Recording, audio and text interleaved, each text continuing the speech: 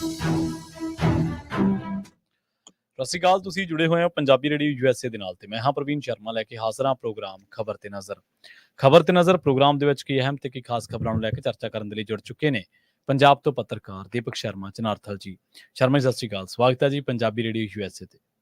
ਸਤਿ ਸ਼੍ਰੀ ਅਕਾਲ ਪ੍ਰਵੀਨ ਜੀ, ਸਾਰੇ ਦਰਸ਼ਕਾਂ ਨੂੰ, ਸਾਰੇ ਸਰੋਤਿਆਂ ਨੂੰ ਮੇਰੀ ਪਿਆਰ ਭਰੀ ਸਤਿ ਸ਼੍ਰੀ ਅਕਾਲ ਜੀ। ਖਬਰ ਤੇ ਨਜ਼ਰ ਪ੍ਰੋਗਰਾਮ ਨੂੰ ਸਪਾਂਸਰ ਕਰਦੇ ਨੇ ਖਾਲਸਾ ਇੰਸ਼ੋਰੈਂਸ ਏਜੰਸੀ ਵਾਲੇ, ਜਿਨ੍ਹਾਂ ਤੋਂ ਤੁਸੀਂ ਹਰ ਤਰੀਕੇ ਦੀ ਇੰਸ਼ੋਰੈਂਸ ਲੈ ਸਕਦੇ ਹੋ। ਇੰਸ਼ੋਰੈਂਸ ਬਾਰੇ ਪਤਾ ਕਰਨ ਦੇ ਲਈ ਇਹਨਾਂ ਦਾ ਨੰਬਰ ਹੈ 408-272-2500। ਇਹ 1992 ਤੋਂ ਲਗਾਤਾਰ ਇੰਸ਼ੋਰੈਂਸ ਬਿਜ਼ਨਸ ਦੇ ਵਿੱਚ ਸ਼ਾਨਦਾਰ ਸੇਵਾਵਾਂ ਦੇ ਰਹੇ ਨੇ ਤੇ ਅਮਰੀਕਾ ਭਰ ਦੇ ਵਿੱਚ ਇੰਸ਼ੋਰੈਂਸ ਕਰਦੇ ਨੇ। ਓਬਾਮਾ ਕੇਅਰ, ਮੈਡੀਕੇਅਰ ਜਾਂ ਫਿਰ ਕਵਰਡ ਕੈਲੀਫੋਰਨੀਆ ਬਾਬਤ ਪਾਲਿਸੀ ਕਰਵਾਉਣ ਦੇ ਲਈ ਅੱਜ ਹੀ ਕਾਲ ਕਰੋ 408-272-2500 ਤੇ। ਟਰਕੀਅਨ ਇਮੀਗ੍ਰੇਸ਼ਨ ਲਾਫਾਂ ਵਾਲੇ ਜੇ ਟਰਕੀਅਨ ਟੌਨੀ ਟਰਕੀਅਨਾਂ ਦੇ ਨਾਲ ਤੁਸੀਂ US ਇਮੀਗ੍ਰੇਸ਼ਨ ਬਾਬਤ ਕੋਈ ਵੀ ਸਲਾਹ ਕਰਨੀ ਹੈ, ਕੋਈ ਵੀ ਸਵਾਲ ਪੁੱਛਣਾ ਤੇ ਇਹਨਾਂ ਦਾ ਨੰਬਰ ਹੈ 415909-0503। ਗੁਰਦੀਪ ਸਿੰਘ ਵਰਦੀ ਕਲੋਵੇ, ਸਤਨਾਮ ਸਿੰਘ ਸ਼ੇਰਗਿੱਲ ਸਿਲਮਾ, ਵਿਸਲਾ ਫੈਮਿਲੀ, ਕਾਬਲ ਸਿੰਘ ਫ੍ਰਿਜ਼ਨੋ, ਮਨਦੀਪ ਸਿੰਘ, ਸੰਦੀਪ ਕੌਰ ਸੈਨਹੋਜ਼ੇ, ਗੁਰਪਾਲ ਸਿੰਘ ਸੈਕਰਾਮੈਂਟੋ ਤੇ ਸਰਬਜੀਤ ਸਿੰਘ ਸ਼ੋਕਰ ਤਰਲਕ ਤੇ ਕਮਲਜੀਤ ਸਿੰਘ ਮੱਖਣ ਦੌਲਤਪੁਰੀਆ ਸੈਂਟਰਲ ਵੈਲੀ ਤੋਂ। ਇਹਨਾਂ ਸਾਰੇ ਹੀ ਸਪਾਂਸਰਸ ਦਾ ਬਹੁਤ-ਬਹੁਤ ਧੰਨਵਾਦ। ਤੇ ਜੇਕਰ ਤੁਸੀਂ ਵੀ ਪੰਜਾਬੀ ਰੇਡੀਓ USA ਦੇ ਇਹਨਾਂ ਪ੍ਰੋਗਰਾਮਾਂ ਨੂੰ ਸਪਾਂਸਰ ਕਰਨਾ ਚਾਹੁੰਦੇ ਹੋ ਤਾਂ ਸਟੂਡੀਓ ਦਾ ਨੰਬਰ ਹੈ 408272-5200। ਅੱਜ ਦਾ ਇਹ ਖਬਰ ਤੇ ਨਜ਼ਰ ਪ੍ਰੋਗਰਾਮ ਸਾਲ 2024 ਦੀ 27 ਮਾਰਚ ਦਾ ਪ੍ਰੋਗਰਾਮ ਹੈ ਤੇ ਦਿਨ ਅੱਜ ਬੁੱਧਵਾਰ ਹੈ। ਸ਼ਰਮਾ ਜੀ, ਖਬਰਾਂ ਦੇ ਵੱਲ ਆਈਏ। ਸ਼ੁਰੂਆਤ ਕਰੀਏ ਆਪਾਂ ਆਮ ਆਦਮੀ ਪਾਰਟੀ ਦੀਆਂ ਉਹਨਾਂ ਦੋ ਤਿਤਲੀਆਂ ਤੋਂ ਜਿਹੜੀਆਂ ਇੱਕੋ ਦਿਨ ਦੇ ਵਿੱਚ ਹੀ ਉੱਡ ਗਈਆਂ ਜੀ। ਪ੍ਰਵੀਨ ਜੀ, ਪੰਜਾਬ ਦੀ ਵਿਧਾਨ ਸਭਾ 'ਚ ਸੈਸ਼ਨ ਚੱਲ ਰਿਹਾ ਸੀਗਾ ਤੇ ਪੰਜਾਬ ਦੇ ਮੁੱਖ ਮੰਤਰੀ ਭਗਵੰਤ ਮਾਨ ਹੋਰੀ ਵਿਰੋਧੀਆਂ ਨੂੰ ਤੰਜ ਕੱਸਦਿਆਂ ਕਹਿ ਰਹੇ ਸੀ ਕਿ ਮੇਰੇ ਯਾਰ ਤਿਤਲੀਆਂ ਵਰਗੇ ਕਦੇ ਇਸ ਪੁਲ ਤੇ ਕਦੇ ਉਸ ਪੁਲ ਤੇ। ਖਹਿਰਾ ਸਾਹਿਬ ਅਜੇ ਇੱਥੇ ਹੀ ਹੋ, ਇਸੇ ਪਾਰਟੀ 'ਚ ਟਿਕੇ ਹੋ। ਸੋ ਉਹਨਾਂ ਚੋਂ ਕੁਝ ਕੁ ਦਿਨਾਂ ਬਾਅਦ ਰਾਜ ਕੁਮਾਰ ਚੱਬੇਵਾਲ ਹੋਰੀ ਉੱਧਰ ਬੈਠ ਗਏ ਤੇ ਫਿਰ ਇਹ ਆਈ ਕਿ ਲਓ ਜੀ ਆ ਤਿਤਲੀ ਹੁਣ ਤੁਹਾਡੇ ਕੰਨੀ ਆ ਗਈ। ਸੋ ਇਹ ਸਭ ਦੇ ਦਰਮਿਆਨ ਕੱਲ ਜੋ ਦ੍ਰਿਸ਼ ਬਦਲਿਆ ਉਸਨੇ ਆਮ ਆਦਮੀ ਪਾਰਟੀ ਨੂੰ ਹੈਰਾਨ ਤੇ ਪਰੇਸ਼ਾਨ ਕਰਕੇ ਰੱਖ ਦਿੱਤਾ। ਵੈਸੇ ਇਹਦੀਆਂ ਕਨਸੋਆਂ ਕਈ ਦਿਨਾਂ ਤੋਂ ਚੱਲ ਰਹੀਆਂ ਸੀ, ਖਾਸ ਕਰਕੇ ਪਿਛਲੇ ਦਿਨੀ ਜਦੋਂ ਦਿੱਲੀ ਸੀਗੇ ਸ਼ੀਤਲ ਨਗਰਾਲ ਤੇ ਉੱਧਰ ਪਰਿਵਾਰ ਨਾਲ ਕਹਿੰਦੇ ਅਯੋਧਿਆ ਦੀ ਯਾਤਰਾ, ਵਾਰਾਣਸੀ ਯਾਤਰਾ, ਉਹਨਾਂ ਇਲਾਕਿਆਂ 'ਚ ਗਏ ਹੋਏ ਸੀ ਸ਼ੀਲ ਰਿੰਕੂ। ਤਦ ਵੀ ਘਰ ਰੌਲਾ ਪੈ ਗਿਆ ਕਿ BJP ਚੱਲੇ ਦੋਨੇ। ਫਿਰ ਦੋਵਾਂ ਨੇ ਆਪਣੀ ਵੀਡੀਓ ਰਾਹੀਂ ਸੁਨੇਹੇ ਭੇਜ ਕੇ ਕਿਹਾ ਕਿ ਨਹੀਂ ਜੀ ਅਸੀਂ ਕਿਤੇ ਨਹੀਂ ਚੱਲੇ, ਇੱਥੇ ਹੀ ਆ, ਹੈ ਨਾ, ਲੋਕਾਂ 'ਚ ਆ, ਇਹ ਆ ਉਹ ਹੈ। ਪਰ ਉਸ ਦਿਨ ਦੀ ਸ਼ੰਕੇ ਸ਼ੋਭੇ ਸੀਗੇ ਕਿਉਂਕਿ ਜਿੱਦਾਂ ਹੀ ਸ਼ੀਲ ਰਿੰਕੂ ਵਾਪਸ ਆਉਂਦੇ ਨੇ ਹਾਂਜੀ ਤੇ ਉਧਰ ਟਿਕਟ ਮਿਲ ਚੁੱਕੀ ਹੋਵੇ, ਚੋਣ ਦਾ ਐਲਾਨ ਹੋ ਗਿਆ ਹੋਵੇ, ਅਜੇ ਪ੍ਰਚਾਰ ਸ਼ੁਰੂ ਨਾ ਕੀਤਾ ਹੋਵੇ ਤਾਂ ਸ਼ੰਕੇ ਸ਼ੋਭੇ ਤਾਂ ਹੋਣੀ ਹੀ ਸੀ। ਮੁੱਖ ਮੰਤਰੀ ਸਾਹਿਬ ਉਚੇਚੇ ਤੌਰ ਤੇ ਜਲੰਧਰ ਉਹਨੂੰ ਮਿਲਣ ਪਹੁੰਚਦੇ ਨੇ। ਠੀਕ ਹੈ ਜੀ। ਤੇ ਕਹਿੰਦੇ ਕਿ ਉਸ ਦਿਨ ਪੁੱਛਿਆ ਪਾਛਿਆ ਜਾਂਦਾ ਕਿ ਦੱਸੋ, ਤੇ ਸ਼ੀਲ ਰਿੰਕੂ ਕਹਿੰਦੇ ਕਿ ਨਹੀਂ ਜੀ ਇਹੋ ਜੀ ਕੋਈ ਗੱਲ ਨਹੀਂ, ਬਸ ਮੈਂ ਤਾਂ ਐਂ ਕਹਿੰਦਾ ਜੀ ਕਿ ਇੱਕ ਤਾਂ ਗੱਠਜੋੜ ਕਰ ਲਓ ਕਾਂਗਰਸ ਨਾਲ ਜੀ, ਨਹੀਂ ਤਾਂ ਫਿਰ ਔਖਾ ਜੀ ਆਪਣਾ। ਦੂਜਾ ਕਹਿੰਦੇ ਜੀ ਫਿਰ ਮੈਂ ਚੋਣ ਲੜਨੀ ਕਿਵੇਂ ਹੈ ਜੀ, ਮੈਂ ਤੀਜੇ ਸਾਲ 'ਚ ਤੀਜੀ ਚੋਣ ਆ ਗਈ ਜੀ ਮੇਰੀ ਤਾਂ। 22 'ਚ ਮੈਂ MLA ਦੀ ਚੋਣ ਲੜੀ ਸੀ ਜੀ ਕਾਂਗਰਸ ਵੱਲੋਂ, 23 'ਚ ਮੈਂ ਜਿਮਨੀ ਚੋਣ ਲੜ ਲਈ ਜੀ ਤੁਹਾਡੇ ਵੱਲੋਂ, 24 'ਚ ਹੁਣ ਮੈਨੂੰ ਫਿਰ MP ਆਮ ਚੋਣਾਂ 'ਚ ਚੋਣ ਆ ਗਈ ਜੀ। ਸੋ ਮੈਂ ਕੀ ਕਰਾਂ ਜੀ। ਸੋ ਕਹਿੰਦੇ ਚੋਣ ਫੰਡ ਦਾ ਵੀ ਮਸਲਾ ਸੀਗਾ। ਹੁਣ ਇਹ ਬਹਾਨੇ ਸੀ ਜਾਂ ਕੀ ਸੀ।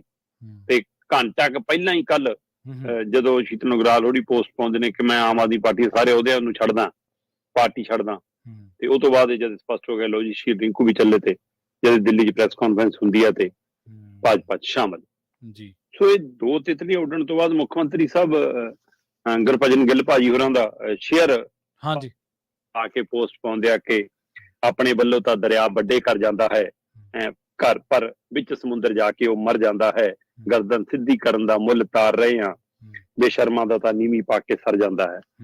ਤੇ ਮਾਨ ਸਾਹਿਬ ਮੈਨੂੰ ਸਮਝ ਨਹੀਂ ਆਈ ਕਿ ਕਹਿਣਾ ਕੀ ਚਾਹੁੰਦੇ ਸੀ ਇਹ 'ਚ, ਕਿ ਮਾਨ ਸਾਹਿਬ ਜੇ ਇਹ ਬੇਸ਼ਰਮ ਨੇ ਤੇ ਜਿਸ ਦਿਨ ਤੁਹਾਡੀ ਪਾਰਟੀ 'ਚ ਆਏ ਸੀ ਉਸ ਦਿਨ ਕੀ ਸੀ?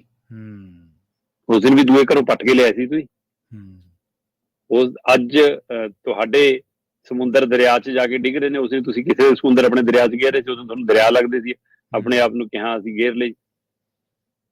ਸੋ ਇਹਦੇ ਕੀ ਮਾਇਨੇ ਨੇ ਕਿ ਹੁਣ ਕੱਲ ਹੀ ਪ੍ਰਵੀਨ ਜੀ ਇਹਨਾਂ ਦੋਵਾਂ ਲੀਡਰਾਂ ਦੇ ਸ਼ਾਮਲ ਹੋਣ ਤੋਂ ਬਾਅਦ ਆਮ ਆਦਮੀ ਪਾਰਟੀ ਨੇ ਕਾਲ-ਬਾਲ ਜਿਹਦੇ ਵਿੱਚ 3 MLA ਆਪਣੇ ਬਿਠਾਤੇ ਤੇ ਪ੍ਰੈਸ ਕਾਨਫਰੰਸ ਕਰਾਤੀ ਕਿ ਪ੍ਰੈਸ ਕਾਨਫਰੰਸ ਕਰ ਦੋ ਕਿ ਭਾਈ ਕਿ ਜੀ ਸਾਨੂੰ ਤਾਂ ਖਰੀਦਣ ਦੀ ਕੋਸ਼ਿਸ਼ ਹੋ ਰਹੀ ਆ। ਜਲਾਲਾਬਾਦ ਤੋਂ ਜਗਦੀਪ ਗੋਲਡੀ, ਹੈ ਨਾ, ਇਸੇ ਤਰ੍ਹਾਂ ਬੱਲਿਆਣ ਤੋਂ, ਹੈ ਨਾ, ਅਮਨਦੀਪ ਮੁਸਾਫਿਰ, ਤੇ ਲੁਧਿਆਣਾ ਤੋਂ ਬੀਬੀ ਰਜਿੰਦਰਪਾਲ ਕੌਰ ਸ਼ੀਨਾ, ਇਹ ਤਿੰਨਾਂ ਨੇ ਬੈਠ ਕੇ ਪ੍ਰੈਸ ਕਾਨਫਰੰਸ ਕੀਤੀ 25 ਕਰੋੜ ਤੋਂ ਲੈ ਕੇ 40 ਕਰੋੜ ਤੱਕ ਕਿ ਸਾਨੂੰ ਖਰੀਦਣ ਦੀ ਕੋਸ਼ਿਸ਼ ਹੋ ਰਹੀ ਹੈ, ਇਸ ਨੰਬਰ ਤੋਂ ਫੋਨ ਆ ਰਹੇ ਨੇ, ਤੇ ਬੀਜੇਪੀ ਕਹਿੰਦੀ ਕਰੋ ਚੋਣ ਕਮਿਸ਼ਨ ਨੂੰ ਸ਼ਿਕਾਇਤ, ਕਰਾਓ ਜਾਂਚ। ਪਰ ਸਵਾਲ ਇਹ ਹੈ ਕਿ ਜੇ 25-25 ਕਰੋੜ ਚ ਖਰੀਦ ਦਿੰਦੇ, ਫੋਨ ਆ ਰਹੇ ਨੇ, ਕੁਛ ਆ ਰਹੇ ਨੇ, ਤਾਂ ਸ਼ੀਤਲ ਉਗਰਾਲ ਉਹ ਐਮਐਲਏ ਆਮ ਆਦਮੀ ਪਾਰਟੀ ਦਾ ਜਿਹਨੇ ਮਤਲਬ ਅਣਜਾਣ ਲੋਕਾਂ ਦੇ ਖਿਲਾਫ ਹੈ ਨਾ FIR ਕਰਾਈ ਸੀ ਇਹੀ 25 ਕਰੋੜ ਵਾਲੇ ਮਾਮਲੇ ਚ। ਜਾਣ ਪਛਾਤੇ ਲੋਕ ਨੇ ਜੀ, ਉਹਨਾਂ ਨੇ ਸਾਡੇ ਨਾਲ ਪਹੁੰਚ ਕਰਕੇ ਜੀ ਸਾਨੂੰ ਖਰੀਦਣ ਦੀ ਕੋਸ਼ਿਸ਼ ਕੀਤੀ ਹੈ, FIR ਕਰਾਈ ਸੀ। ਹੁਣ ਉਹ ਕੱਲ ਕਹਿੰਦੇ ਮੈਂ ਤਾਂ ਸਬੂਤ ਇਕੱਠੇ ਕਰ ਰਿਹਾ ਸੀਗਾ ਜੀ, ਇਸ ਪਾਰਟੀ ਚ ਹੈ ਹੀ ਨਹੀਂ ਕੁਛ, ਮੈਂ ਤਾਂ ਉੱਥੇ ਟਿਕਿਆ ਸੀਗਾ ਕਿਉਂਕਿ ਬੀਜੇਪੀ ਚੋਂ ਹੀ ਆਇਆ ਸੀ ਜੀ, ਤੇ ਬੀਜੇਪੀ ਚ ਵਾਪਸ। ਸੋ ਇਸ ਸਭ ਦੇ ਦਰਮਿਆਨ ਜੇਕਰ ਬਿਲਕੁਲ 25-25 ਕਰੋੜ ਚ ਖਰੀਦਣ ਦੀ ਕੋਸ਼ਿਸ਼ ਹੋ ਰਹੀ ਹੈ, ਤਾਂ ਆਮ ਆਦਮੀ ਪਾਰਟੀ ਇਹ ਵੀ ਦੱਸੇ ਕਿ ਤੁਸੀਂ ਰਾਜਕੁਮਾਰ ਚੱਬੇਵਾਲ ਨੂੰ ਕਿੰਨੇ ਚ ਖਰੀਦਿਆ, ਤੁਸੀਂ GP ਨੂੰ ਕਿੰਨੇ ਚ ਖਰੀਦਿਆ, ਤੁਸੀਂ ਸੁਸ਼ੀਲ ਰਿੰਕੂ ਨੂੰ ਜਦੋਂ ਲਿਆਂਦਾ ਸੀ ਤਾਂ ਕਿੰਨੇ ਚ ਖਰੀਦ ਕੇ ਲਿਆਏ ਸੀ ਜੀ, ਜਦੋਂ ਉਗਰਾਲ ਨੂੰ ਤੋੜ ਕੇ ਲਿਆਏ ਸੀ ਕਿੰਨੇ ਚ ਖਰੀਦ ਕੇ ਲਿਆਏ ਸੀ। ਸੋ ਇਸ ਲਈ ਇਹ ਪਹਿਲੂ ਦੇ ਉੱਤੇ ਆਮ ਆਦਮੀ ਪਾਰਟੀ ਹੁਣ ਆਪਣੇ ਹੀ ਘਰ ਚ ਘਿਰਦੀ ਨਜ਼ਰ ਆ ਰਹੀ ਜੀ ਜੀ। ਪਰ ਭਾਜਪਾ ਨੇ ਬਿਲਕੁਲ ਜਾਂ ਤਾਂ ਬੇਸ਼ਰਮੀ ਲਾ ਦੀ ਹੈ, ਜਾਂ ਮੈਨੂੰ ਲੱਗਦਾ ਕਿ ਭਾਜਪਾ ਹੁਣ ਪੰਜਾਬ ਨੂੰ ਬਾਕੀ ਸੂਬਿਆਂ ਵਾਂਗ ਲੈਣ ਲੱਗੀ ਹੈ। ਪ੍ਰਵੀਨ ਜੀ ਤੁਸੀਂ ਇੱਕ ਗੱਲ ਦੇਖੋ ਕਿ ਜਿੱਦਾਂ ਹੀ ਇਹ ਐਲਾਨ ਹੁੰਦਾ ਹੈ ਹਾਂਜੀ ਕਿ ਪੰਜਾਬ 'ਚ ਕੱਲਿਆਂ ਲੜੇਗੀ ਬੀਜੇਪੀ, ਹਾਂਜੀ ਹਾਂਜੀ, ਉਹ ਤੋਂ ਬਾਅਦ 2 ਦਿਨਾਂ 'ਚ ਹੀ 3 ਵੱਡੇ ਲੀਡਰ ਚਲੇ ਗਏ। ਵੈਸੇ ਤਾਂ ਚੰਦ ਦਿਨਾਂ ਦੇ ਵਿੱਚ 3 ਮੌਜੂਦਾ MPਆਂ ਦਾ ਜਾਣਾ ਆਪਣੇ ਆਪ 'ਚ ਕਮਾਲ ਹੈ। ਇੱਕ ਤਾਂ ਹੁੰਦਾ ਕਿ ਬੰਦਾ ਹਾਰਿਆ ਹੋਵੇ, ਕਿਨਾਰੇ ਲੱਗਿਆ ਹੋਵੇ, ਪਾਰਟੀ 'ਚ ਪੁੱਛਿਆ ਨਾ ਜਾਂਦਾ ਹੋਵੇ, ਹਾਂਜੀ ਹਾਂਜੀ, ਫਿਰ ਤਾਂ ਬੰਦਾ ਸਮਝਦਾ ਕਿ ਹਾਂ ਭਾਈ ਤਾਂ ਬਦਲ ਰਿਹਾ, ਟਿਕਟ ਨਹੀਂ ਮਿਲਦੀ ਇੱਧਰ। ਪਰਨੀਤ ਕੌਰ ਮੌਜੂਦਾ ਮੈਂਬਰ ਪਾਰਲੀਮੈਂਟ ਸੀ ਤੇ ਕਾਂਗਰਸ ਦਾ ਫਾਰਮੂਲਾ ਇਹੀ ਹੁੰਦਾ ਕਿ ਜਿਹੜਾ ਮੌਜੂਦਾ MP ਹੈ ਉਹਨੂੰ ਟਿਕਟ ਦੇ ਹੀ ਦੇਣੀ ਹੈ, ਦੇ ਹੀ ਦਿੰਦੇ ਬਿਲਕੁਲ। ਰਵਨੀਤ ਬਿੱਟੂ ਮੌਜੂਦਾ ਮੈਂਬਰ ਪਾਰਲੀਮੈਂਟ ਸੀ ਤੇ ਸੁਸ਼ੀਲ ਰਿੰਕੂ ਆਮ ਆਦਮੀ ਪਾਰਟੀ 'ਚ ਮੌਜੂਦਾ MP ਸੀ, ਅਗਲੀ ਵਾਰ ਟਿਕਟ ਵੀ ਮਿਲ ਗਈ ਸੀ। 3 ਮੈਂਬਰ ਪਾਰਲੀਮੈਂਟ ਚੰਦ ਦਿਨਾਂ ਦੇ ਵਿੱਚ ਬੀਜੇਪੀ 'ਚ ਗਏ। ਤੇ ਜੇ ਆ ਐਲਾਨ ਤੋਂ ਬਾਅਦ ਕਿ ਹਾਂ ਅਸੀਂ ਕੱਲਿਆਂ ਲੜਾਂਗੇ, ਉਹ ਤੋਂ ਬਾਅਦ ਦੇਖਣਾ ਹੋਵੇ ਤਾਂ ਰਵਨੀਤ ਬਿੱਟੂ ਫਿਰ ਸ਼ੀਤਲ ਉਗਰਾਲ ਤੇ ਸੁਸ਼ੀਲ ਰਿੰਕੂ 2 ਦਿਨਾਂ 'ਚ। ਪਰ ਬੀਜੇਪੀ ਪੰਜਾਬ ਨੂੰ ਕਿਵੇਂ ਸੀਰੀਅਸ ਲੈ ਰਹੀ ਹੈ, ਇਸ ਨੂੰ ਇਸ ਗੱਲ ਤੋਂ ਵੀ ਸਮਝਣ ਦੀ ਲੋੜ ਹੈ ਕਿ ਉਹਨਾਂ ਦੇ ਲਈ ਹੁਣ ਕੀ ਇਹ ਸੱਚਮੁੱਚ 13 ਸੀਟਾਂ ਵੀ ਅਹਿਮੀਅਤ ਰੱਖਦੀਆਂ ਨੇ, ਕਿ ਉਹਨਾਂ ਨੂੰ ਬਹੁਮਤ ਮਿਲਣ ਦੀ ਆਸ ਨਹੀਂ, ਇਸ ਲਈ ਇੱਕ ਸੀਟ ਦੇ ਉੱਤੇ ਆ ਗਏ ਹੁਣ, ਜਿਹੜੇ ਪੰਜਾਬ ਨੂੰ ਕਦੇ ਵੀ ਗੋਲਦੇ ਨਹੀਂ ਸੀਗੇ। ED ਉਹਨਾਂ ਦਰਮਿਆਨ ਹੀ ਛਾਪੇਮਾਰੀ ਕਰ ਰਹੀ ਹੈ ਉਸ ਦੇ ਬਾਵਜੂਦ ਵੀ। ਸੋ ਇਹ ਸਾਰਾ ਕੁਝ ਕੀ ਬੀਜੇਪੀ ਦੀ ਰਣਨੀਤੀ ਤਹਿਤ ਪੰਜਾਬ ਦੇ ਵਿੱਚੋਂ ਕੁਝ ਭਾਲਣ ਲੱਗੀ ਹੈ, ਜਾਂ ਉਹਨੂੰ ਲੱਗਦਾ ਕਿ ਪੰਜਾਬ 'ਚੋਂ ਕੁਝ ਮਿਲ ਜਾਣਾ। ਤੇ ਅੱਜ ਵੀ ਚਰਚਾ ਪ੍ਰਵੀਨ ਜੀ ਕਿ ਅੱਜ ਵੀ ਕੁਝ 1-2 ਲੀਡਰ ਜਾ ਸਕਦੇ ਨੇ ਜੀ। ਅੱਛਾ, ਸੋ ਉਹਨਾਂ ਦੀ ਵੀ ਕਾਫੀ ਚਰਚਾ, ਉਹਨਾਂ 'ਚ ਵੀ ਅਜੇ ਵੀ 2 MPਆਂ ਦੇ ਉੱਤੇ ਇਹ ਚਰਚਾ ਕਿ ਮੌਜੂਦਾ 2 MP ਹੋਰ ਪਾਲਾ ਬਦਲ ਸਕਦੇ ਨੇ। ਉਹ ਅੱਛਾ, ਤੇ ਇੱਧਰ ਹੁਣ ਆਪ ਤੇ ਕੋਲ ਤਾਂ ਬਚਿਆ ਨਹੀਂ ਕੋਈ MP, ਹੁਣ ਤਾਂ ਕਾਂਗਰਸ ਹੀ ਜਾਣਗੇ ਜੇ ਜਾਣਗੇ ਤਾਂ।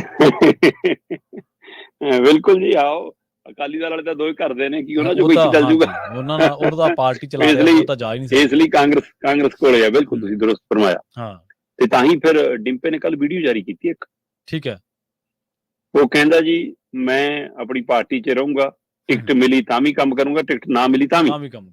ਠੀਕ ਹੈ, ਸੋ ਇਹ ਸਫਾਈਆਂ ਦੇਣੀਆਂ ਪੈ ਰਹੀਆਂ ਦਾ ਮਤਲਬ ਇਹ ਸਥਿਤੀ ਬਣ ਗਈ ਹੈ। ਕਹਿੰਦੇ ਕਿ ਇਸ ਪਹਿਲੂ ਦੇ ਉੱਤੇ ਕਿ ਹੋਰ ਟੁੱਟ ਭੱਜ ਹੋ ਸਕਦੀ ਹੈ, ਸਾਰੀਆਂ ਪਾਰਟੀਆਂ ਆਪੋ ਆਪਣੇ ਲੀਡਰਾਂ ਤੱਕ ਸਿੱਧੀ ਪਹੁੰਚ ਕਰਨ ਲੱਗ ਪਈਆਂ। ਕੱਲ ਦੇ ਫੋਨ ਖੜਕ ਰਹੇ ਨੇ ਇਸ ਗੱਲ ਨੂੰ ਲੈ ਕੇ। ਠੀਕ ਹੈ ਜੀ। ਪਰ ਆਮ ਆਦਮੀ ਪਾਰਟੀ ਕੋਲ ਇੱਕੋ ਇੱਕ ਮੈਂਬਰ ਪਾਰਲੀਮੈਂਟ ਸੀ, ਉਹ ਵੀ ਉਹਨਾਂ ਦਾ ਗਿਆ, ਤੇ ਅਗਲੀ ਵਾਰ ਹੁਣ ਚੋਣ ਪਿੰਡ ਦੇ ਵਿੱਚੋਂ ਕੌਣ ਜਿੱਤ ਕੇ ਆਉਂਦਾ ਵੇਖਣ ਵਾਲੀ ਗੱਲ ਹੋਊਗੀ। ਸੋ ਫਿਲਹਾਲ ਜਿਹੜੇ ਦਾ ਆਮ ਆਦਮੀ ਪਾਰਟੀ ਦੂਆਂ ਲਈ ਚੱਲਦੀ ਸੀ ਉਹ ਆਪਣੇ ਲਈ ਚੱਲ ਪਿਆ, ਜਾਂ ਜਿਹੜੇ ਤੰਜ ਦੂਆਂ ਲਈ ਕਰਦੇ ਸੀ ਅੱਜ ਆਪਣੇ ਲਈ ਹੋ ਰਹੇ ਨੇ। ਸੋ ਆਮ ਆਦਮੀ ਪਾਰਟੀ ਦੇ ਹਵਾਲੇ ਨਾਲ ਇਹ ਉਹਨਾਂ ਲਈ ਵੱਡਾ ਝਟਕਾ ਹੈ। ਬੇਸ਼ੱਕ ਮੰਨਿਆ ਜਾ ਰਿਹਾ ਕਿ ਸੁਸ਼ੀਲ ਰਿੰਕੂ ਨੂੰ ਟਿਕਟ ਮਿਲ ਜਾਣੀ ਹੈ ਭਾਜਪਾ ਦੀ ਉੱਥੋਂ, ਹੈ ਨਾ, ਜਾਂ ਇਹ ਵੀ ਮੰਨਿਆ ਜਾ ਰਿਹਾ ਕਿ ਸ਼ੀਤਲ ਉਗਰਾਲ ਨੂੰ ਹੋ ਸਕਦਾ ਹੁਸ਼ਿਆਰਪੁਰ ਤੋਂ ਭਾਜਪਾ ਟਿਕਟ ਦੇ ਦੇਵੇ। ਪ੍ਰਵੀਨ ਜੀ ਇਹ ਦੋਏ ਆਪਸ ਵਿੱਚ ਕੱਟੜ ਵਿਰੋਧੀ ਸੀ। ਹਾਂਜੀ ਹਾਂਜੀ, ਬਿਲਕੁਲ ਬਿਲਕੁਲ, ਦੋਵਾਂ ਦੀ ਖੂਬ ਲਾਗਡਾਟ ਸੀ, ਇੱਕ ਦੂਜੇ ਦੇ ਖਿਲਾਫ ਜਨਤਕ ਵੀ ਸਾਹਮਣੇ ਆ ਲਏ, ਪਰ ਦੋਏ ਇਕੱਠੇ ਬੀਜੇਪੀ 'ਚ ਗਏ। ਸ਼ੀਤਲ ਉਗਰਾਲ ਉਧਰੋਂ ਬੀਜੇਪੀ 'ਚੋਂ ਆਏ ਸੀ, ਆਮ ਆਦਮੀ ਪਾਰਟੀ ਵੱਲੋਂ ਚੋਣ ਲੜੇ ਸੀ, ਤੇ ਸੁਸ਼ੀਲ ਰਿੰਕੂ ਨੇ ਕਾਂਗਰਸ ਵੱਲੋਂ ਚੋਣ ਲੜੀ ਸੀ, ਤੇ ਸੁਸ਼ੀਲ ਰਿੰਕੂ ਹਾਰ ਗਏ ਸੀ ਸ਼ੀਤਲ ਉਗਰਾਲ ਤੋਂ, ਤੇ ਉੱਥੋਂ ਹੀ ਇਹਨਾਂ ਦੀ ਟੱਸਲ ਸੀ। ਤੇ ਜਦੋਂ ਆਮ ਆਦਮੀ ਪਾਰਟੀ 'ਚ ਆਏ ਤੇ ਸ਼ੀਤਲ ਉਗਰਾਲ ਨੇ ਵਿਰੋਧ ਕੀਤਾ ਸੀ ਇਸ ਗੱਲ ਦਾ। ਹਾਂਜੀ ਹਾਂਜੀ, ਪਰ ਹੁਣ ਬੀਜੇਪੀ 'ਚ ਦੋਏ ਇਕੱਠੇ ਗਏ। ਸੋ ਸਿਆਸਤ ਕੀ ਰੰਗ ਵਟਾਉਂਦੀ ਹੈ, ਇਹ ਵੀ ਪਹਿਲੂ ਹੈ, ਤੇ ਇਹ ਵੀ ਦਿਖਾਉਂਦੀ ਹੈ ਕਿ ਤੁਸੀਂ ਕਿਤੇ ਵੀ ਠਹਿਰਾਵ ਕਿੱਥੇ ਤੁਹਾਡੇ ਕੋਲ, ਜ਼ਮੀਰ ਨਾਂ ਦੀ ਚੀਜ਼ ਕਿੱਥੇ ਹੈ। ਮਤਲਬ 3 ਸਾਲਾਂ 'ਚ 3 ਪਾਰਟੀਆਂ, ਜੀ 2022 ਚ ਸ਼ੀਲ ਰਿੰਕੂ ਕਾਂਗਰਸੀ ਸੀ। 5 ਅਪ੍ਰੈਲ 2023 ਨੂੰ ਉਹ ਮਤਲਬ ਆਮ ਆਦਮੀ ਪਾਰਟੀ ਦਾ ਵਰਕਰ ਬਣ ਗਿਆ, ਸਿਪਾਹੀ ਬਣ ਗਿਆ ਹੈ। ਤੇ ਲੰਘੇ ਕੱਲ 27 ਮਾਰਚ ਨੂੰ ਉਹ ਭਾਜਪਾ ਹੀ ਬਣ ਗਿਆ ਤੇ ਦੇਸ਼ ਭਗਤੀ ਹੋ ਗਈ ਜੀ। ਕਹਿੰਦੇ ਹੁਣ ਮੈਂ ਅਸਲੀ ਰਾਸ਼ਟਰ ਭਗਤ ਦੇਸ਼ ਭਗਤ ਹੁਣ ਬਣੇ। ਸੋ ਅਜੇ ਸਾਲ ਹੋਣ ਚ ਵੀ 8-9 ਦਿਨ ਰਹਿੰਦੇ ਸੀਗੇ ਕਿ ਅਸੀਂ ਪਾਰਟੀ ਬਦਲ ਲਈ। ਸੋ 3 ਸਾਲਾਂ ਚ 3 ਪਾਰਟੀਆਂ। ਤੇ ਹੁਣ ਦੇਖਦੇ ਹਾਂ ਜੀ ਟਿਕਟ ਲੈਣੀ ਆ ਜਾਂ ਨਹੀਂ ਲੈਣੀ, ਚੋਣ ਲੜਨੀ ਜਾਂ ਨਹੀਂ ਲੜਨੀ। ਇਹਦੇ ਪਿੱਛੇ ਜਾਣ ਪਿੱਛੇ ਕਾਰਨ ਕੀ ਹੈ ਕਿ ਸੱਚਮੁੱਚ ਮਤਲਬ ਬੀਜੇਪੀ ਇਹੀ ਜਿਹੀ ਸਥਿਤੀ ਚ ਆ ਗਈ ਕਿ ਪੰਜਾਬ ਚ ਇੰਨੀ ਲੀਡਰਾਂ ਨੂੰ ਭੱਜ ਪਈ ਹੈ ਕਿ ਹਾਂ ਇੱਥੇ ਹੀ ਜਿੱਤ ਪੱਕੀ ਪਈ ਹੈ। ਕੀ ਇਹ ਜਿੱਤ ਲਈ ਹੈ ਜਾਂ ਕੋਈ ਚਮੜੀ ਬਚਾਉਣ ਦੇ ਵੀ ਮਸਲੇ ਨੇ, ਈਡੀ ਦੇ ਛਾਪਿਆਂ ਤੋਂ ਬਚਣ ਦੇ ਮਸਲੇ ਨੇ, ਕੀ ਮਸਲੇ ਨੇ? ਇਹਦੇ ਉੱਤੇ ਵੀ ਇਹ ਚਰਚਾ ਹੋਣੀ ਬਣਦੀ ਹੈ ਜੀ। ਬਿਲਕੁਲ ਬਿਲਕੁਲ। ਤੇ ਗੱਲ ਕਰੀਏ ਸ਼ਰਾਬ ਬਨਾਮ ਅਮਰੂਦ ਘੁਟਾਲੇ ਦੀ, ਸ਼ਰਮਾ ਜੀ ਈਡੀ ਪੰਜਾਬ ਪਹੁੰਚ ਗਈ ਹੈ ਜੀ। ਪ੍ਰਵੀਨ ਜੀ, ਆਪਾਂ ਇਸ ਪ੍ਰੋਗਰਾਮ ਚ ਕਾਫੀ ਸਮੇਂ ਪਹਿਲਾਂ ਇਹ ਅਮਰੂਦ ਘੁਟਾਲੇ ਦਾ ਵਿਸਤਾਰਤ ਜ਼ਿਕਰ ਕੀਤਾ ਸੀ ਕਿ ਇਸ ਮੌਕੇ 2 ਅਫਸਰ ਨੇ, 2 ਅਫਸਰਾਂ ਦੀਆਂ ਪਤਨੀਆਂ ਸਿੱਧੇ ਰੂਪ ਚ ਇਸ ਮਸਲੇ ਚ ਘਿਰੀਆਂ ਨੇ, ਕੇਸ ਦਾ ਸਾਹਮਣਾ ਕਰ ਰਹੀਆਂ ਨੇ। ਵਿਜੀਲੈਂਸ ਜਾਂਚ ਚੱਲਦੀ ਰਹੀ ਆ ਤੇ ਉਹ ਵਿਜੀਲੈਂਸ ਜਾਂਚ ਦੇ ਹਵਾਲੇ ਨਾਲ ਹੀ ਸਾਰੇ ਦਸਤਾਵੇਜ਼ ਈਡੀ ਨੇ ਆਪਣੇ ਕੋਲ ਮੰਗ ਲਏ ਸੀ ਤੇ ਈਡੀ ਆਪਣੇ ਪੱਧਰ ਤੇ ਜਾਂਚ ਕਰ ਰਹੀ ਸੀ। ਤੜਕੇ 7 ਵਜੇ ਛਾਪੇਮਾਰੀ ਸ਼ੁਰੂ ਹੁੰਦੀ ਹੈ ਪੰਜਾਬ 'ਚ। 1 2 3 4 ਕਰਦੇ ਕਰਦੇ 22 ਥਾਵਾਂ ਤੋਂ ਖਬਰ ਆਉਂਦੀ ਹੈ ਕਿ ਛਾਪੇਮਾਰੀ ਹੋ ਰਹੀ ਹੈ ਪੰਜਾਬ 'ਚ। 22 ਤੋਂ ਵੱਧ ਥਾਵਾਂ ਤੇ ਇੱਕੋ ਦਿਨ ਦੇ ਵਿੱਚ ਛਾਪੇਮਾਰੀ, ਮਤਲਬ ਚਾਹੇ ਉਹ ਮੋਹਾਲੀ ਹੈ, ਚਾਹੇ ਉਹ ਚੰਡੀਗੜ੍ਹ ਹੈ, ਚਾਹੇ ਉਹ ਫਿਰੋਜ਼ਪੁਰ ਹੈ, ਚਾਹੇ ਉਹ ਲੁਧਿਆਣਾ ਮੋਗਾ ਹੈ, ਚਾਹੇ ਉਹ ਪਟਿਆਲਾ ਹੈ, ਕਿੰਨੇ ਹੀ ਥਾਵਾਂ ਦੇ ਉੱਤੇ ਇਕੱਠੀਆਂ ਛਾਪੇਮਾਰੀਆਂ ਦੇ। ਖਾਸ ਕਰਕੇ ਵਰੁਣ ਰੰਜੂ ਔਰ ਰਾਜੇਸ਼ ਧੀਮਾਨ। ਵਰੁਣ ਰੰਜੂ ਅੱਜ ਦੀ ਤਰੀਕ 'ਚ ਐਕਸਾਈਜ਼ ਵਿਭਾਗ 'ਚ ਕਮਿਸ਼ਨਰ ਨੇ, ਠੀਕ ਹੈ ਜੀ। ਤੇ ਰਾਜੇਸ਼ ਧੀਮਾਨ ਡੀਸੀ ਨੇ, ਸੋ ਫਿਰੋਜ਼ਪੁਰ ਦੇ ਡੀਸੀ ਨੇ। ਤੇ ਉਹਨਾਂ ਨੂੰ ਈਡੀ ਨੇ ਹਿਰਾਸਤ 'ਚ ਵੀ ਲੈ ਲਿਆ। ਇਹਨਾਂ ਦੋਵਾਂ ਦੇ ਉੱਤੇ ਇਹ ਸਵਾਲੀਆ ਚਿੰਨ੍ਹ ਲੱਗਿਆ ਹੋਇਆ ਕਿ ਇਹਨਾਂ ਨੇ ਆਪਣੀਆਂ ਧਰਮ ਪਤਨੀਆਂ ਦੇ ਨਾਂ ਦੇ ਉੱਤੇ ਖੇਡ ਖੇਡੀ। ਔਰ ਖੇਡ ਵੀ ਐਡੀ ਕਮਾਲ ਦੀ ਪ੍ਰਵੀਨ ਜੀ, ਮੈਂ ਦਰਸ਼ਕਾਂ ਨੂੰ ਦੁਬਾਰਾ ਚੇਤੇ ਕਰਾ ਦਿਆਂ ਕਿ ਜਿਹੜਾ ਵਿਜੀਲੈਂਸ ਤੋਂ ਲੈ ਕੇ ਈਡੀ ਦਮ ਭਰਦੀ ਆ ਉਹਨਾਂ ਦਾ ਹਵਾਲਾ ਹੈ ਕਿ ਇਹਨਾਂ ਨੂੰ ਪਤਾ ਲੱਗ ਜਾਂਦਾ ਕਿ ਹਾਂ ਜੀ ਆਹ ਜ਼ਮੀਨਾਂ ਹੁਣ ਅਸੀਂ ਐਕਵਾਇਰ ਕਰਨੀਆਂ, ਸਰਕਾਰ ਨੇ ਆਹ ਜ਼ਮੀਨਾਂ ਐਕਵਾਇਰ ਕਰਨੀਆਂ। ਚਾਹੇ ਤਾਂ ਉਹ ਜ਼ਮੀਨਾਂ ਪ੍ਰਾਪਰਟੀ ਡੀਲਰਾਂ ਰਾਹੀਂ, ਆਪਣੇ ਰਿਸ਼ਤੇਦਾਰਾਂ ਰਾਹੀਂ, ਆਪਣੇ ਘਰ ਵਾਲੀਆਂ ਦੇ ਰਾਹੀਂ, ਆਪਣੇ ਕਿਸੇ ਮਿੱਤਰ ਸੱਜਣਾਂ ਦੇ ਰਾਹੀਂ ਚਕਵਾ ਲਓ, ਪਹਿਲਾਂ ਆਪ ਲੈ ਲਓ, ਫਿਰ ਗਵਾਂਡਾ ਉਹਨੂੰ ਖਰੀਦ ਲਵੇ ਤੇ ਉਹਦੇ ਵਿੱਚ ਚੌਖੀ ਕਮਾਈ। ਨਹੀਂ ਫਿਰ ਕਹਿੰਦੇ ਇੱਕ ਨਵਾਂ ਫਾਰਮੂਲਾ ਲੱਭਿਆ ਇੱਥੇ ਅਮਰੂਦ ਘੁਟਾਲਾ। ਠੀਕ ਹੈ ਜੀ। ਕਿ ਜਦੋਂ ਇਹ ਪਤਾ ਲੱਗ ਗਿਆ ਕਿ ਜ਼ਮੀਨ ਐਕਵਾਇਰ ਹੋਣੀ ਹੈ, ਉੱਥੇ ਕਹਿੰਦੇ ਛਿੱਦੇ ਜੇ 10 ਕੁ ਬੂਟੇ ਲਵਾਓ ਜੀ ਤੇ ਫੋਟੋ ਕਰਾਓ ਜੀ, ਦੱਸੋ ਜੀ ਇਸ ਦਾ ਬਾਗ ਲੱਗਿਆ ਵਾ ਸੀ ਜੀ, ਇਹਦੀ ਵੀ ਹੈ ਬਿਲਕੁਲ, ਤੇ ਬਾਗ ਦੀ ਕਾਰਵਾਈ ਪਵਾਓ ਜੀ ਤੇ ਮੁਆਵਜ਼ਾ ਲਓ। ਕਿਉਂਕਿ ਬਾਗ ਦੇ ਜਦੋਂ ਬੂਟਿਆਂ ਦਾ ਮੁਆਇਨਾ ਹੁੰਦਾ ਹੈ ਤਾਂ ਉਹ ਇਹ ਸਵਾਲ ਨਾਲ ਹੁੰਦਾ ਪ੍ਰਵੀਨ ਜੀ ਕਿ ਇਹ ਬੂਟਾ ਕਿੰਨੇ ਸਾਲ ਫਲ ਦਊਗਾ ਤੇ ਉਹਦੇ ਫਲਾਂ 'ਚ ਕਦੋਂ ਕਦੋਂ ਕਿੰਨਾ ਕਿੰਨਾ ਵਾਧਾ ਹੋਣਾ, ਤੇ ਉਸ ਹਿਸਾਬ ਨਾਲ ਉਹਦੀ ਅੱਜ ਦੀ ਕੀਮਤ ਕੀ ਆ, ਅਗਲੇ 5 ਸਾਲ ਬਾਅਦ ਕੀਮਤ ਕੀ ਹੋਣੀ, ਤੇ ਉਨੇ ਸਾਲ ਦਾ ਉਹ ਮੁਆਵਜ਼ਾ। ਜ਼ਮੀਨ ਵੱਖਰੀ ਮਾਰਕੀਟ ਰੇਟ ਤੇ ਖਰੀਦਣੀ ਹੈ, ਅਕਵਾਇਰ ਕਰਨੀ ਹੈ ਸਰਕਾਰ ਨੇ, ਗਵਾਂਡਾ ਨੇ, ਤੇ ਉਹ ਤੋਂ ਇਲਾਵਾ ਜਿਹੜੇ ਬਾਗ ਦਾ ਹੈ ਉਹ ਵੱਖਰਾ ਮੁਆਵਜ਼ਾ ਮਿਲਣਾ। ਹਾਂਜੀ, ਅਸੈਸਮੈਂਟ ਲੱਗਦੀ ਹੈ ਪੂਰੀ। ਬਿਲਕੁਲ। ਹੁਣ ਇਸ ਪਹਿਲੂ ਦੇ ਉੱਤੇ ਕਹਿੰਦੇ ਜੀ ਉੱਥੇ ਬਕਾਇਦਾ ਤੌਰ ਤੇ ਜਦੋਂ ਅਸੈਸਮੈਂਟ ਲਵਾ ਕੇ ਸਾਰਾ ਕੁਝ ਕੀਤਾ ਤਾਂ ਅਰਬਾਂ ਖਰਬਾਂ ਦਾ ਮੁਆਵਜ਼ਾ ਬਣਿਆ। ਠੀਕ ਹੈ ਜੀ। 137 ਕਰੋੜ ਦਾ ਘੁਟਾਲਾ ਦੱਸ ਰਿਹਾ ਜੀ। 137 ਕਰੋੜ ਦਾ ਜੀ। ਹੁਣ ਇਹਦੇ ਵਿੱਚੋਂ ਕੁਝ ਧਿਰਾਂ ਜ਼ਮਾਨਤ ਤੇ ਨੇ ਤੇ ਉਹਨਾਂ ਨੇ ਆਪਣੇ ਮੁਆਵਜ਼ੇ ਵਾਲੀ ਰਾਸ਼ੀ ਅਦਾਲਤ 'ਚ ਜਮ੍ਹਾਂ ਕਰਾਤੀ ਹੈ। ਹਾਂਜੀ ਹਾਂਜੀ, ਆਪਾਂ ਚਰਚਾ ਵੀ ਕੀਤੀ ਸੀ। ਉਹਦੇ ਬਾਵਜੂਦ ਮਤਲਬ ਕਿ ਈਡੀ ਨੇ ਸਾਰਾ ਮਾਮਲਾ ਚੱਕਿਆ। ਪ੍ਰਵੀਨ ਜੀ ਹੋਇਆ ਕੀ? ਕਹਿੰਦੇ ਕਿ ਮੈਂ ਐਗਰੀਕਲਚਰ ਯੂਨੀਵਰਸਿਟੀ ਦੇ ਜਾਣਕਾਰੀ ਹਾਸਲ ਕਰਨ ਦੀ ਕੋਸ਼ਿਸ਼ ਕਰ ਰਿਹਾ ਸੀ, ਉੱਥੋਂ ਮੈਨੂੰ ਜਾਣਕਾਰੀ ਮਿਲੀ ਕਿ 1 ਏਕੜ ਦੇ ਵਿੱਚ, 1 ਕਿੱਲੇ ਦੇ ਵਿੱਚ 130, 32, 35 ਤੱਕ ਬੂਟੇ ਲੱਗ ਸਕਦੇ ਆ। ਲੱਗਦੇ ਆ ਜੀ, ਬਿਲਕੁਲ, ਅਮਰੂਦ ਦੇ ਬੂਟਿਆਂ ਦੀ। ਹਾਂਜੀ ਹਾਂਜੀ ਹਾਂਜੀ। ਕਹਿੰਦੇ ਕਿ ਜੇ ਕੋਈ ਜ਼ਿਆਦਾ ਹੀ ਧੱਕਾ ਕਰ ਲਵੇ ਕਿ ਮਾੜਾ ਮੋਟਾ ਨੇੜੇ ਲਾ ਲਓ, ਟੇਢੀ ਮੇਢੀ ਲੈਣ ਜੀ ਕਰ ਲਓ, ਕਹਿੰਦੇ 150 ਤੱਕ ਜ਼ੋਰ ਲਾ ਲੂਗਾ। ਇਹ ਤੋਂ ਜ਼ਿਆਦਾ ਨਹੀਂ, ਚਲੋ 150 ਤੱਕ ਬੂਟੇ ਲਾ ਲੇ। ਤੇ ਪਰ ਕਹਿੰਦੇ ਕਿ ਇੱਥੇ 2000 ਤੋਂ ਲੈ ਕੇ 2500 ਬੂਟਾ 1 ਕਿੱਲੇ 'ਚ ਦਿਖਾਇਆ। ਭਾਈ ਅਮਰੂਦਾਂ ਦਾ ਬਾਗ ਲਾਇਆ ਸੀ ਕਿ ਨਰਸਰੀ ਲਾਈ ਸੀ? 2-2000 ਬੂਟਾ। ਹੁਣ ਮੈਨੂੰ ਇਹਦੇ ਵਿੱਚ ਇੱਕ ਪਹਿਲੂ ਇਹ ਲੱਗਦਾ, ਕਹਿੰਦੇ ਕਿ ਇਹ ਜ਼ਮੀਨ 2018 'ਚ ਪੱਟੇ ਤੇ ਲਈ, ਠੇਕੇ ਤੇ ਲਈ, ਤੇ ਬੂਟੇ 2016 ਤੋਂ ਦਿਖਾਏ, ਕਿਉਂਕਿ 4 ਤੋਂ 5 ਸਾਲ ਵਾਲੇ ਦਿਖਾਉਣੇ ਸੀ। ਕਹਿੰਦੇ ਕਿ ਜਿੰਨੇ 4 ਤੋਂ 5 ਸਾਲ ਵਾਲੇ ਹੋਣਗੇ ਉਹਨਾਂ ਮੁਆਵਜ਼ਾ ਵੱਧ ਹੋਊਗਾ। ਹੁਣ ਪ੍ਰਵੀਨ ਜੀ ਇਹਦੇ ਵਿੱਚ ਤੁਸੀਂ ਇਹ ਸਮਝੋ ਕਿ ਪ੍ਰਾਪਰਟੀ ਡੀਲਰ, ਅਫਸਰ, ਜ਼ਮੀਨ ਜਿਨ੍ਹਾਂ ਦੇ ਨਾਂ ਤੇ ਲਈ ਜਾ ਰਹੀ ਹੈ, ਗਵਾਂਡਾ ਨੇ ਫਿਰ ਲੈਣੀ ਹੈ, ਗਵਾਂਡਾ ਵਿੱਚ ਸ਼ਾਮਲ, ਫਿਰ ਬਾਗਬਾਨ ਵਿਭਾਗ ਨੇ ਇਹਦਾ ਸਾਰਾ ਉਹ ਕਰਨਾ ਹੈ, ਫਿਰ ਜ਼ਮੀਨ ਵਾਲਾ, ਫਿਰ ਰਜਿਸਟਰੀਆਂ ਕਰਨ ਵਾਲੇ, ਹੈ ਨਾ, ਫਿਰ ਅਮਲਾ ਫਲਾ, ਉਹ ਕਿੰਨੇ ਹੀ ਸ਼ਾਮਲ ਹੋ ਗਏ। ਮੈਨੂੰ ਲੱਗਦਾ ਬੂਟੇ ਤਾਂ ਇਹਨਾਂ ਨੇ ਵੀ 150 ਕੇ ਲਾਏ ਹੋਣੇ। ਉਹ ਜਿੱਦਾਂ ਜਿੱਦਾਂ ਬੰਦਾ ਸ਼ਾਮਲ ਹੋਏਗਾ ਉਦੋਂ ਦਾ ਬੂਟਾ ਵਧੀ ਗਿਆ, ਕਿਉਂਕਿ ਕਮਿਸ਼ਨ ਵੱਧਦਾ ਸੀ। ਫਾਈਲਾਂ 'ਚ ਪੇਜ ਵੱਧਦੇ ਗਏ ਨਾ ਬੂਟਿਆਂ ਵਾਲੇ। ਜਿੰਨੇ ਵਿਭਾਗ ਸ਼ਾਮਲ ਹੁੰਦੇ ਗਏ, ਜਿੰਨੇ ਮਤਲਬ ਵਿੱਚ ਦਲਾਲ ਸ਼ਾਮਲ ਹੁੰਦੇ ਗਏ, ਜਿੰਨੇ ਕਮਿਸ਼ਨ ਖਾਣ ਸ਼ਾਮਲ ਉਹਨੇ ਬੂਟੇ ਵਧਾਈ ਗਏ, ਬੂਟੇ ਹੋਰ ਵਧਾ ਦੋ, ਬੂਟੇ ਹੋਰ ਵਧਾ ਦੋ, ਵੱਧਦੇ 2025-2500 ਪਹੁੰਚ ਗਏ 1 ਏਕੜ 'ਚ। ਸੋ ਹੁਣ ਇਸ ਮਾਮਲੇ 'ਚ ਇਹ ਤਰ੍ਹਾਂ ਘਿਰ ਗਈਆਂ ਜੀ। ਤੇ ਕੱਲ ਜਦੋਂ ਛਾਪੇਮਾਰੀ ਹੋਈ ਤਾਂ ਵਰੁਣ ਰੰਜਮ ਦੇ ਜਿਹੜੇ ਐਕਸਾਈਜ਼ ਵਿਭਾਗ ਦੇ ਕਮਿਸ਼ਨਰ ਵੀ ਨੇ, ਸੋ ਉਹਨਾਂ ਦੀ ਜਦੋਂ ਛਾਪੇਮਾਰੀ ਹੋਈ ਤਾਂ ਕਹਿੰਦੇ ਕਿ ਘਰ ਦੇ ਬਾਹਰ ਪਾਰਕ 'ਚ ਕਾਗਜ਼ ਬਿਖਰੇ ਹੋਏ ਮਿਲੇ। ਠੀਕ ਹੈ ਜੀ। ਇੱਕ ਕਾਗਜ਼ ਦਾ ਟੁਕੜਾ ਰਹਿ ਵੀ ਗਿਆ ਸੀ, ਬਾਅਦ ਚੋਂ ਈਡੀ ਦੁਆਰਾ ਚੱਕਣ ਆਈ ਉਹ। ਤੇ ਕਹਿੰਦੇ ਜੀ ਉਹ ਕਾਗਜ਼ ਜਿੰਨੇ ਦਸਤਾਵੇਜ਼ ਮਿਲੇ ਨੇ ਉਹਨਾਂ ਦੇ ਵਿੱਚ ਸਾਰਿਆਂ ਦੇ ਵਿੱਚ ਇਹ ਅਮਰੂਦ ਘੁਟਾਲਿਆਂ ਨਾਲ ਸੰਬੰਧਿਤ ਦਸਤਾਵੇਜ਼ ਨੇ, ਉਹਨਾਂ ਦੇ ਲੈਣ ਦੇਣ ਦਾ ਹਿਸਾਬ ਕਿਤਾਬ ਹੈ। ਉਹ ਅੱਛਾ। ਹੁਣ ਸੀਸੀਟੀਵੀ ਕੈਮਰਾ ਵੀ ਕਹਿੰਦੇ ਈਡੀ ਨੇ ਆਪਣੇ ਕੰਟਰੋਲ 'ਚ ਲੈ ਲਿਆ ਕਿ ਉੱਥੇ ਕੈਮਰਾ ਲੱਗੇ ਸੀ। ਇਹ ਦੇਖਣਾ ਹੈ ਕਿ ਕੀ ਅੰਦਰੋਂ ਕਾਗਜ਼ ਫਾੜ ਕੇ ਬਾਹਰ ਸਿੱਟਣ ਕੇ ਬਾਹਰੋਂ ਹੀ ਕੋਈ ਸਿੱਟ ਕੇ ਗਿਆ, ਇਹ ਵੀ ਜਾਂਚ ਕਰਨੀ ਹੈ। ਜੀ ਜੀ। ਸੋ ਇੱਧਰ ਜਿਹੜੇ ਫਿਰੋਜ਼ਪੁਰ ਦੇ ਡੀਸੀ ਨੇ ਉਹਨਾਂ ਨੂੰ ਆਪਣੀ ਹਿਰਾਸਤ 'ਚ ਲਿਆ ਉਹਨਾਂ ਨੇ। ਅੱਛਾ। ਤੇ ਇਸ ਮਾਮਲੇ ਦੇ ਵਿੱਚ ਕਾਫੀ ਹੁਣ ਪੰਜਾਬ ਦੇ ਅਫਸਰਸ਼ਾਹੀ 'ਚ, ਗਵਾਂਡਾ ਦੇ ਅਧਿਕਾਰੀਆਂ 'ਚ, ਕਿਉਂਕਿ ਈਡੀ ਇਸ ਪਹਿਲੂ ਤੇ ਜਾਂਚ ਕਰ ਰਹੀ ਹੈ ਕਿ ਪੂਰੇ ਮਾਮਲੇ 'ਚ ਮੁਆਵਜ਼ੇ ਤੱਕ ਜਾਣ ਤੱਕ ਜਿਹੜੇ ਜਿਹੜੇ ਵਿਭਾਗ 'ਚੋਂ ਫਾਈਲ ਲੰਘੀ ਹੈ, ਜਿਹੜੇ ਜਿਹੜੇ ਵਿਭਾਗ ਦੇ ਅਧਿਕਾਰੀ ਦੇ ਅਫਸਰ ਦੇ ਕਾਊਂਟਰ ਸਾਈਨ ਨੇ, ਉਹ ਸਾਰਿਆਂ ਨੂੰ ਹੁਣ ਤਲਬ ਕੀਤਾ ਜਾਣਾ। ਸਾਰਿਆਂ ਦੇ ਉੱਤੇ ਜਾਂਚ ਹੋਣੀ ਹੈ ਕਿ ਤੁਸੀਂ ਕਿਵੇਂ ਸਾਈਨ ਕੀਤੇ, ਤੁਸੀਂ ਕਿਉਂ ਨਹੀਂ ਫੜ ਸਕੇ ਘੁਟਾਲਾ, ਜੇ ਵਿਜੀਲੈਂਸ ਨੇ ਫੜ ਲਿਆ ਤੇ ਅਸੀਂ ਫੜ ਲਿਆ। ਸੋ ਤੁਹਾਡੀ ਕੀ ਸ਼ਮੂਲੀਅਤ ਹੈ ਇਸ ਮਸਲੇ ਤੇ? ਕਈਆਂ ਦੇ ਕਰਨੇ, ਕਈਆਂ ਦੇ ਕੱਲ ਦੇ ਪਸੀਨੇ ਵਧੇ ਨੇ, ਕਈਆਂ ਦੀ ਗੋਲੀ ਲੱਗੀ, ਕਈਆਂ ਦੀ ਕੱਲ। ਸੋ ਇਸ ਲਈ ਕਾਫੀ ਪੰਜਾਬ ਦੇ ਵਿੱਚ ਤਣਾਅ ਵਾਲੀ ਸਥਿਤੀ ਹੈ ਇਸ ਵੇਲੇ। ਨਹੀਂ ਦੇਖੋ, ਜਿਵੇਂ ਤੁਸੀਂ ਜ਼ਿਕਰ ਕੀਤਾ ਸ਼ਰਮਾ ਜੀ ਲਾਸਟ ਤੇ, ਵੀ ਜਿੰਨਾ ਜਿਹੜੇ ਇਹਦੇ ਵਿੱਚ ਆਏ ਉਹਨਾਂ ਨੂੰ ਤਾਂ ਹੁਣ ਚਲੋ ਡਰ ਲੱਗਿਆ, ਆਪਾਂ ਮੰਨਦੇ ਹਾਂ, ਪਰ ਈਡੀ ਦੀ ਛਾਪੇਮਾਰੀ ਤੋਂ ਕਹਿੰਦੇ ਪੰਜਾਬ ਦੇ ਮੰਤਰੀ ਤੇ ਸੰਤਰੀ ਵੀ ਡਰ ਗਏ। ਨਹੀਂ ਪ੍ਰਵੀਨ ਜੀ, ਉਹ ਡਰਨ ਦਾ ਇੱਕ ਵੱਖਰਾ ਕਾਰਨ। ਅੱਛਾ ਪ੍ਰਵੀਨ ਜੀ, ਵਰੁਣ ਰੰਜਮ ਦੇ ਘਰੇ 7 ਵਜੇ ਈਡੀ ਪਹੁੰਚਦੀ ਹੈ। ਠੀਕ ਹੈ ਜੀ। ਤੇ ਵਰੁਣ ਰੰਜਮ ਪੰਜਾਬ ਦੇ ਐਕਸਾਈਜ਼ ਵਿਭਾਗ ਦੇ ਕਮਿਸ਼ਨਰ ਨੇ। ਬਿਲਕੁਲ ਸਹੀ ਜੀ। ਤੇ ਐਕਸਾਈਜ਼ ਵਿਭਾਗ ਦਾ ਮਤਲਬ ਸ਼ਰਾਬ ਘਟਾਲਾ। ਅੱਜ ਕੱਲ ਐਕਸਾਈਜ਼ ਵਿਭਾਗ ਤਾਂ ਇਸੇ ਗੱਲ ਲਈ ਬਦਨਾਮ ਹੈ ਨਾ ਹੁਣ ਦਿੱਲੀ ਵਾਲੇ ਮਸਲੇ ਤੇ, ਕਿ ਦਿੱਲੀ ਵਾਲੀ ਪਾਲਿਸੀ ਇੱਥੇ ਆ। ਹਾਂਜੀ ਹਾਂਜੀ। ਸੋ ਜਦੋਂ ਈਡੀ ਆਈ ਤੇ ਪੰਜਾਬ ਦੇ ਅਫਸਰਾਂ ਤੇ ਵਜ਼ਾਰਤ ਦੇ ਮੰਤਰੀਆਂ ਨੂੰ ਲੱਗਿਆ ਕਿ ਲੈ ਵੀ ਆ ਗਿਆ ਸ਼ਰਾਬ ਘਟਾਲੇ ਵਾਲਾ ਸੇਕ ਉਰੇ, ਕਿ ਆਈ ਸਾਡੀ ਤਾਂ ਵਾਰੀ।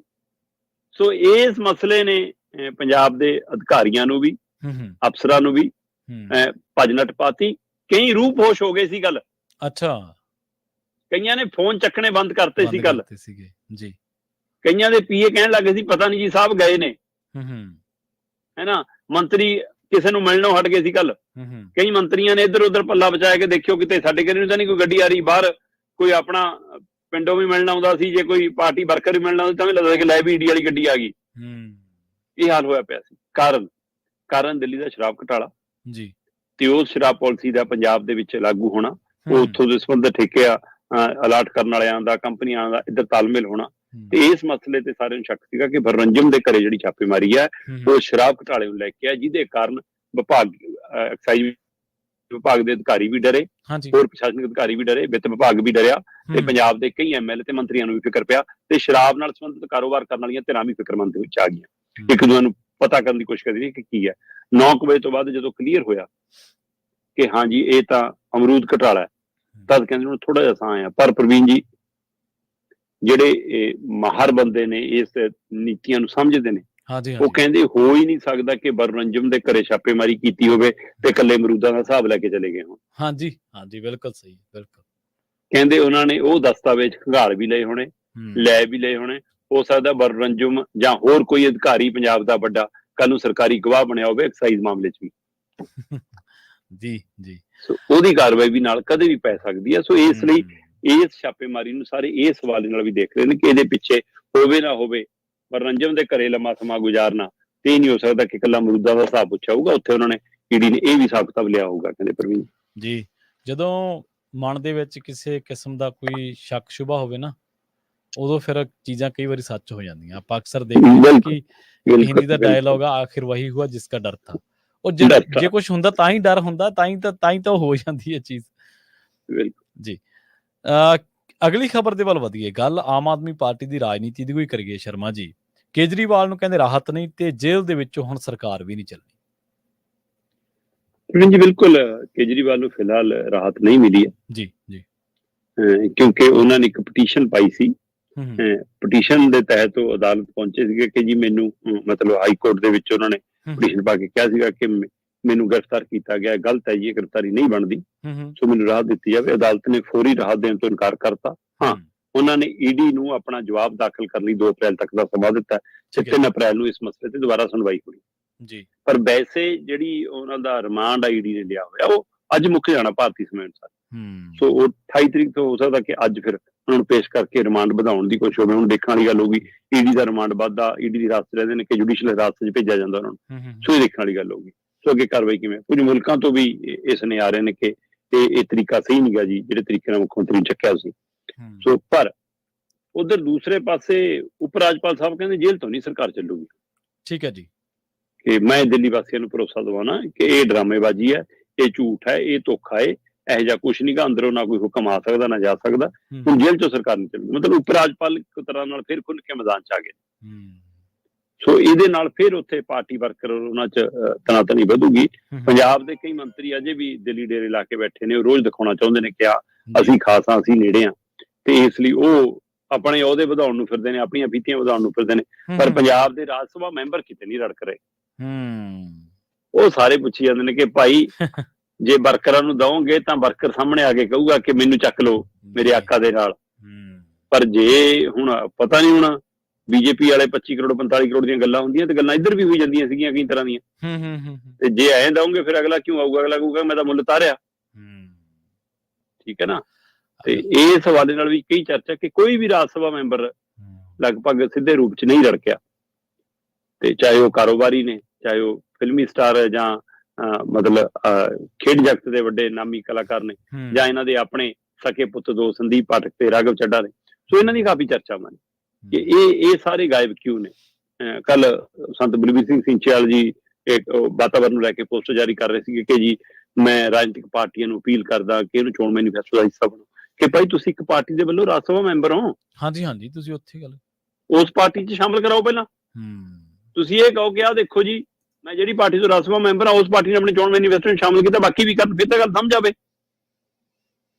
ਸੋ ਇਸ ਲਈ ਇਹ ਇੱਕ ਆਪਣੀ ਡਫਲੀ ਸਾਰੇ ਵਜਾ ਰਹੇ ਨੇ। ਪਰ ਦਿੱਲੀ ਦੇ ਵਿੱਚ ਆਮ ਆਦਮੀ ਪਾਰਟੀ ਦੀ ਮੁਸੀਬਤ ਵੱਧਦੀ ਜਾ ਰਹੀ ਆ। ਤੇ ਹੁਣ ਸਾਰਿਆਂ ਦੀ ਨਜ਼ਰ 31 ਤਰੀਕ ਤੇ ਕਿ 31 ਤਰੀਕ ਨੂੰ ਇਕੱਠ ਹੋਊਗਾ ਜਾਂ ਨਹੀਂ ਹੋਊਗਾ, ਇਹਦਾ ਆਮ ਆਦਮੀ ਪਾਰਟੀ ਨੂੰ ਵੱਧ ਫਿਕਰ ਪਊਗਾ।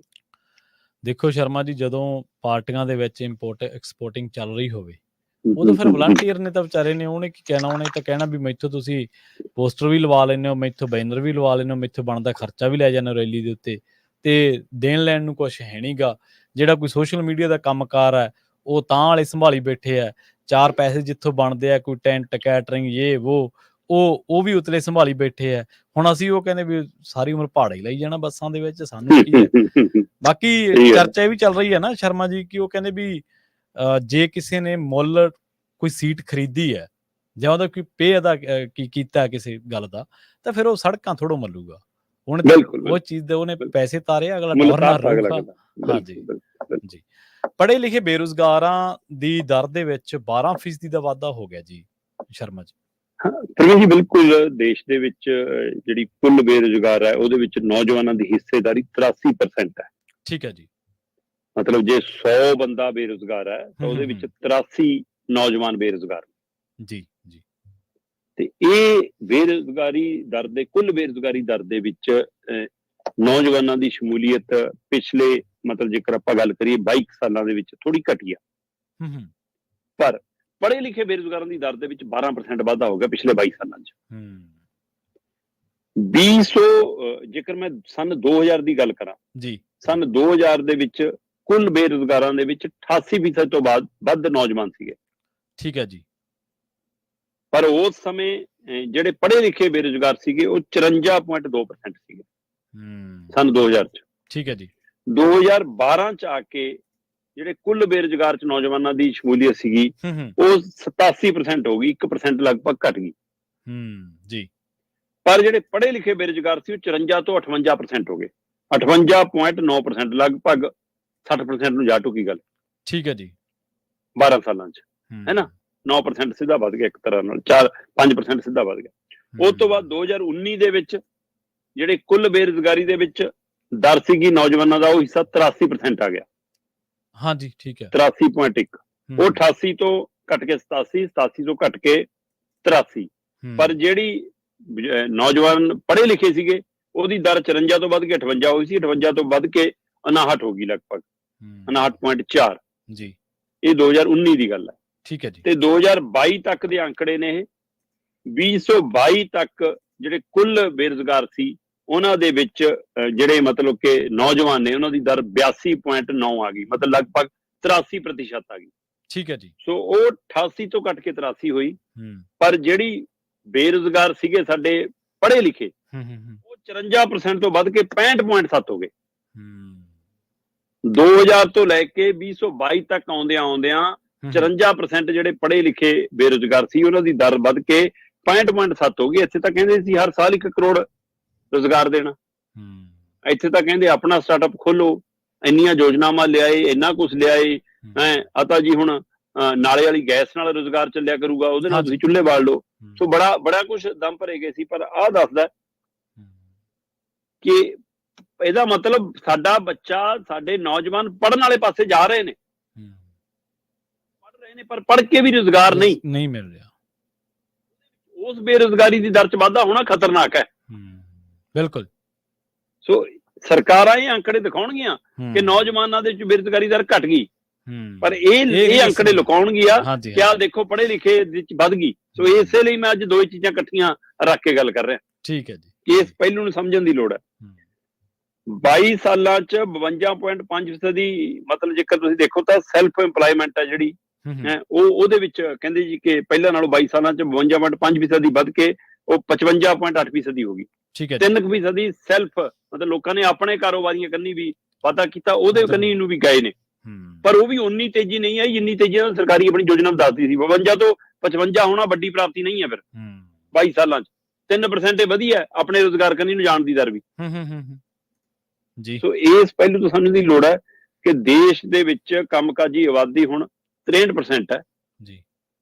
ਪਰ ਇਹ ਵੱਡਾ ਫਿਕਰਮੰਦੀ ਹੈ ਕਿ ਸਾਡੀ ਬੇਰੁਜ਼ਗਾਰਾਂ ਦੇ ਵਿੱਚ 65% ਤੋਂ ਵੱਧ ਪੜ੍ਹੇ ਲਿਖੇ ਬੱਚੇ ਸਾਡੇ ਬੇਰੁਜ਼ਗਾਰ ਹੋਣ। ਇਹ ਦਰ ਦਾ ਵਧਣਾ ਵੱਡੀ ਫਿਕਰਮੰਦੀ ਹੈ। ਜੀ ਬਿਲਕੁਲ ਜੀ। ਸ਼ਰਮਾ ਜੀ, ਇਹ ਤਾਂ ਸਰਕਾਰ ਹੈ ਜੀ ਹੈ ਕਿ ਇਹਨੇ ਬੇਰੁਜ਼ਗਾਰੀ ਦੇ ਜਿਹੜੇ 45 ਸਾਲਾਂ ਦਾ ਰਿਕਾਰਡ ਸੀਗਾ ਉਹ ਵੀ ਅੰਕੜੇ ਜਦੋਂ ਬਾਹਰ ਆਏ ਸੀ ਫਿਰ ਉਸ ਤੋਂ ਬਾਅਦ ਜਾਰੀ ਨਹੀਂ ਹੋਣ ਦਿੱਤੇ ਜੀ। ਬਿਲਕੁਲ। ਸੋ ਸ਼ਰਮਾ ਜੀ, ਇਹਨਾਂ ਖਾਸ ਖਬਰਾਂ ਤੇ ਖਾਸ ਜਾਣਕਾਰੀਆਂ ਦੇ ਲਈ ਤੁਹਾਡਾ ਬਹੁਤ ਬਹੁਤ ਧੰਨਵਾਦ ਜੀ। ਬਹੁਤ ਸ਼ੁਕਰੀਆ ਜੀ। ਪ੍ਰੋਗਰਾਮ ਖਬਰ ਤੇ ਨਜ਼ਰ ਨੂੰ ਆਪਾਂ ਇੱਥੇ ਹੀ ਸਮਾਪਤ ਕਰਾਂਗੇ। ਤੁਹਾਡਾ ਸਾਰਿਆਂ ਦਾ ਹੀ ਬਹੁਤ ਧੰਨਵਾਦ। ਸਤਿ ਸ਼੍ਰੀ ਅਕਾਲ। ਜੁੜੇ ਰਹੋ ਪੰਜਾਬੀ ਰੇਡੀਓ USA ਦੇ ਨਾਲ।